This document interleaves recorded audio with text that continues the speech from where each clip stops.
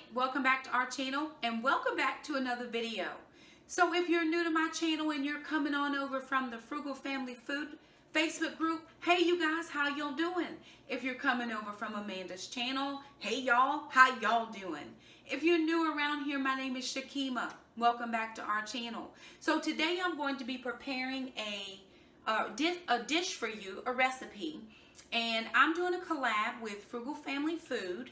If you are not familiar with that Facebook group, I will leave a link down in the description box below. And what it is, it's a group, it's over 100,000 members strong, and it's a group where people who are like me, being frugal, on a budget, trying to feed your family as well as you can with whatever finances you have.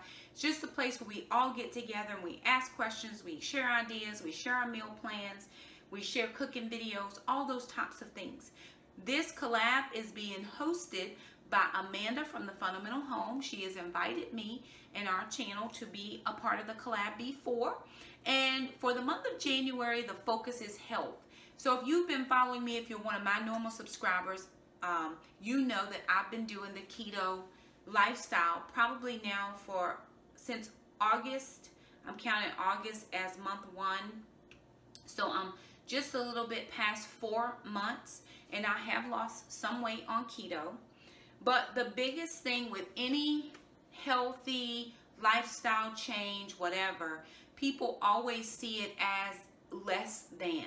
You can have less amounts of calories, you can have less amounts of carbs, you can have less amounts of food, you can have less amounts, and you feel already negatively towards it because it starts off being less than. Well, I've just decided to look at it differently, especially being on the ketogenic lifestyle. I limit myself to 20 carbs per day. I try to limit myself to 20 carbs per day, which can be a challenge, especially if you're used to eating high carb foods, which I was in the beginning. So you ask yourself, what is it that I can actually eat on this lifestyle? And most people feel very restricted, but I have not felt restricted. And the reason I haven't is because I've gotten out, I've done my research, I've been able to find healthy alternatives to my higher carb foods. So with that being said, I'm going to prepare for you just like the real thing lasagna, because I can still have lasagna even on keto. So this recipe is coming from the Craveable Keto Cookbook. You do not have to have this cookbook in order to make this recipe. I will link it down below because it is on Kendra Holly's website. And her website, for any of you interested, is called Peace, Love, and Low Carb. So we are going to be using a couple things in this recipe that I really feel like help to make it over the top healthy. We're going to be using onions and peppers, not a lot because onions do have some carb, but we're going to just use a onion pepper blend, and we're going to divide that between 6 servings, so it's going to still keep our carbs pretty low. We're also going to be using 100% organic grass-fed beef. Now, I didn't buy the beef because that is outside of my price range, but someone was nice enough to share with me some meat, and so I'm going to be using that meat, which makes it extremely frugal because it was free to me. And then we're going to be making our noodles out of our almond flour and egg mixture. So come along with us as we jump in and have ourselves a healthy, just like the real thing, lasagna. Alrighty, you guys, so I'm using my cast iron skillet, and I am melting just a little bit of bacon grease. One of the things, or bacon fat, one of the things that we use on keto are healthier fats, what we would consider healthy fats. So I don't use like canola oil or vegetable oil. I do use avocado oil and olive oil, but I do make bacon a couple times a month. We don't do it as much as we used to. And we render out that fat and we save it in a little bacon bowl. We keep this in the fridge. So we just save that bacon fat and then we use it.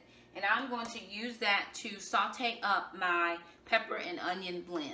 And this is just a pepper and onion blend that I got at Food Lion. So I'm going to use half this bag, not the whole bag, just half.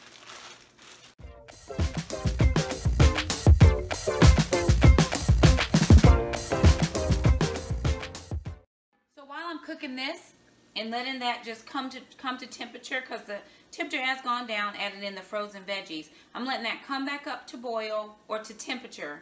And then I'm going to throw in my grass-fed beef, and I'm going to let that all render in together.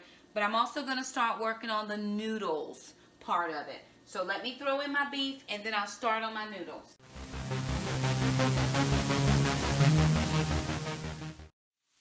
Okay, you guys, so my meat is brown, my veggies are tender, and the only thing I added in here that you didn't see was a couple handfuls of spinach. So this is one of those meals where you can, I believe, add in any veggie that you like. I was going to add in some mushrooms, but my store was totally out of mushrooms, and I did not have a chance to look for any additional ones.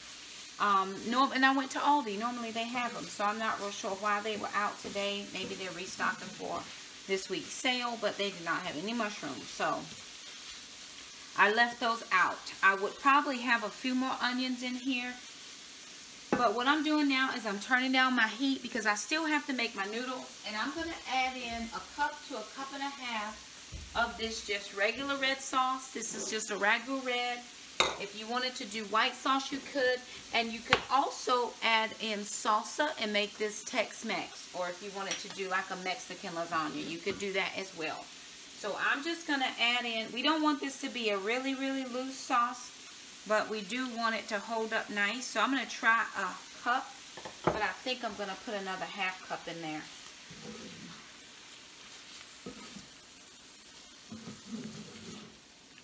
So that's a cup of sauce. I think I'm going to do one more half cup.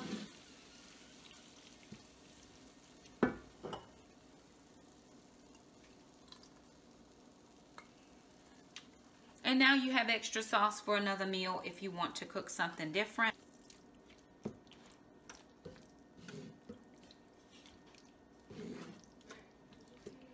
And so what we're going to do with this is we're just going to let this simmer on a really, really, really low heat while we make the noodles. Okay, you guys, so I'm getting ready to make the noodles. So it tells me in a large bowl, and I'm just going to do this in my KitchenAid. Actually, I just might want to plug in the KitchenAid. Make this work a little better. So in my KitchenAid, I'm going to put in 4 ounces of cream cheese. There we go. 4 ounces of cream cheese. Try to break that up a little bit. Get stuck on the paddle. Then I'm going to add in 2 eggs.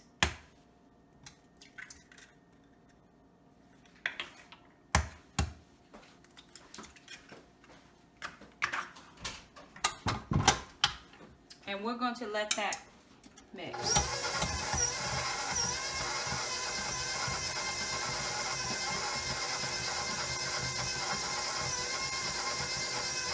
To this, I'm going to add in 1/4 cup of Parmesan.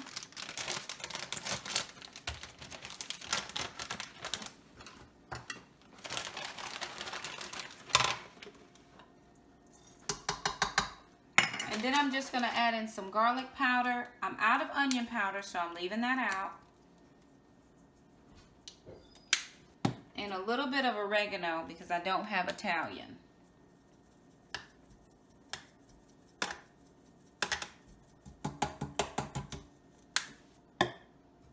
And then mix again. I'm going to scrape my sides down because I just want to make sure that I get this incorporated well. Want to make sure that that cream cheese is broken up and incorporated. And then I'm going to fold in 1 1/4 cups of shredded low moisture part skim mozzarella cheese. So I'm going to take my paddle out because I'm done with that. And then I'm just going to do 1 1/4 cups of the mozz and fold it in. We have our oven set to 375 degrees. And then I'm just going to fold this, and then I'm going to lay it on a baking sheet. Alright, you guys, so now what I'm going to do is I have my mixture all mixed together. I'm going to now lay it out on this parchment paper and then flatten it out so that I make like a, what looks like a single sheet. It's wet. It is, but it's going to cook and then cool. So it's going to cook for 20 to 25 minutes. And then it's going to cool for 20 minutes. And then it's going back into the oven. And then we'll be ready to serve. So I'm just going to flatten this out.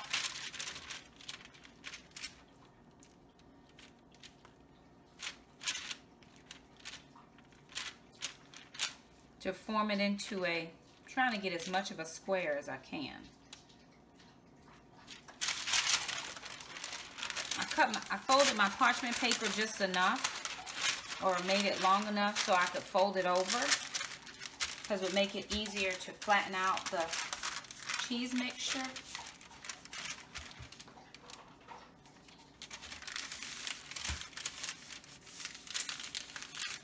Because I'm trying to make, because we have to cut this in thirds, so I'm trying to make it flat as we can.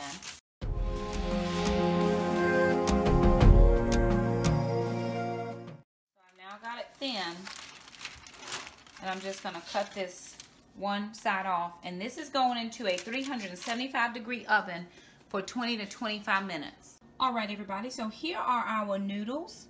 It's actually just one flat sheet of noodles. Just came out of the oven. It is a little crispy around the edges, and we can just totally cut those off if you're not into crispy edges. However, this does have to rest for 20 minutes. Then we're going to cut this into 3 pieces across, and we're going to fill a small glass baking dish with the meat sauce, cheese, and the noodles, and we're going to assemble our lasagna. All right, you guys, we're getting to the last part of this before we assemble the lasagna. And what you find out is that lasagna, whether you make it keto lasagna or regular lasagna, there's still a couple of steps that you have to go through. So we're going to put together a mozzarella, and it calls for ricotta, but I do not like ricotta. So I'm going to use sour cream as a sub-in. I've used it before, and it's worked out just fine. So I'm going to take 3/4 cups of mozzarella, and I'm going to do 6 tablespoons of full fat sour cream.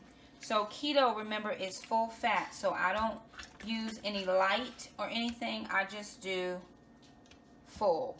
6 tablespoons. Then I'm just going to add in some of the, I have oregano. I don't have Italian seasoning, but I'm just going to use what I have.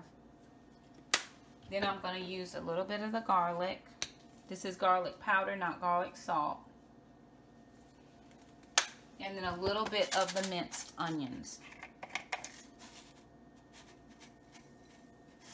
And then we're just going to stir that all together to make like a paste. That's going to go between the meat and the noodle.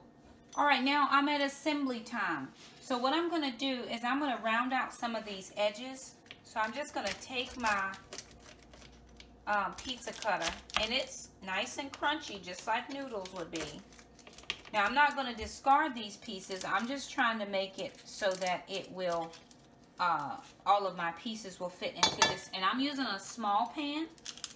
And what we do is we usually just cut it straight down the middle, and then we cut it in 3s, and it makes 6 equal slices. So these are what we're using as our noodles. That's pretty set on that side. So we need 3.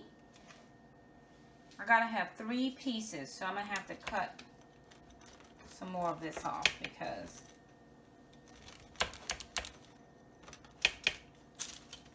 it has to fit in the pan. See underneath it? It's nice and done, so it's going to fit into this pan. So I'm gonna cut this into 3s, and I wanna make sure that I keep this extra to fill in the gaps.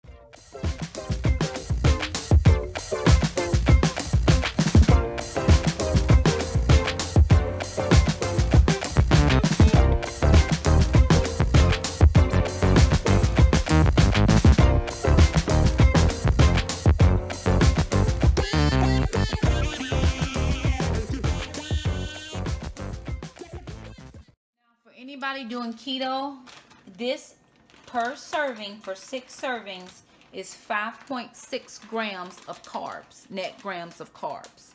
So this is going to go into my oven for 20 minutes at 375 degrees. Alrighty, you guys, so here is the lasagna. It just came out of the oven. It baked for 20 minutes in the 375 degree oven. So I'm going to cut this now. This is what it looks like. I'm going to cut this and let Jackson be our taste tester and tell us what he thinks. So remember again, if you're watching carb for keto, this is 5.6 net gram of carb. Net grams means take your total grams of carbs and subtract your fibers.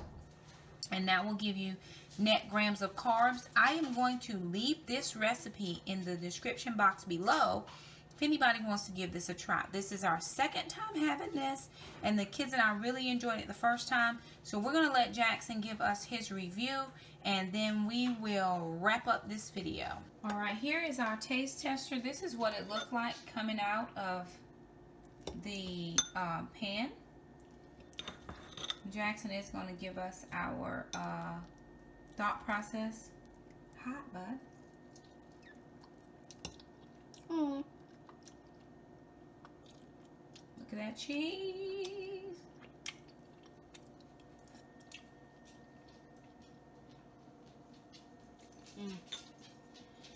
My compliments to the chef. So there it is, you guys. Jackson gives it a yes, and one of these, it is a thumbs up. The kids and I are going to enjoy this. So for those of you who are doing healthy, you can still eat your favorite foods, just making a tweak here or a tweak there. Again, we're doing this strictly keto. Use all keto ingredients. We made the keto noodles. We kept everything as low carb as we possibly could. We are counting in 5.6 net grams of carbs, and we're getting ready to go in on this lasagna. So anywho, thank you so much for stopping by our channel. If you like this video, be sure and give it a thumbs up. It just says, hey, we liked your video. If you're coming over from the collab, we would love to have you hit that red subscribe button.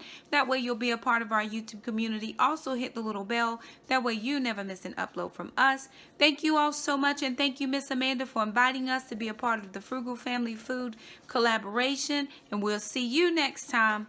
Bye now.